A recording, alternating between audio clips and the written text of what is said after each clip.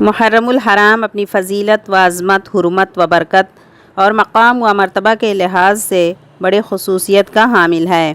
چنانچہ حدیث پاک میں اس مہینہ کو شہر اللہ یعنی اللہ تعالیٰ کا مہینہ قرار فرمایا گیا ہے۔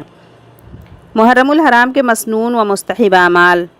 محرم الحرام کے روزوں کی حدیث میں بڑی فضیلت بیان کی گئی ہے۔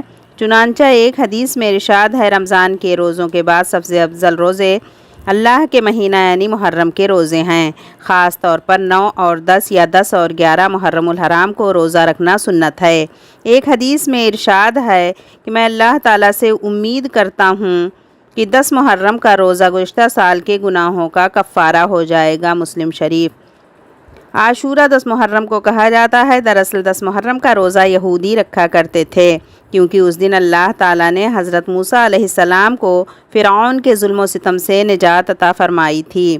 اس لیے آپ صلی اللہ علیہ وسلم نے 10 محرم کے ساتھ 9 یا 11 محرم کا روزہ رکھنے کی تعلیم دی تھی، تاکہ امت مسلمہ یہودیوں کی مشابہت سے محفوظ رہیں۔ چنانچہ حضور اکرم صلی اللہ علیہ وسلم نے ارشاد فرمایا، عاشورہ کا روزہ رکھو اور اس سے پہلے ایک دن یا ایک دن بعد کا روزہ بھی رکھو اور یہود کی مشابہت اختیار نہ کرو۔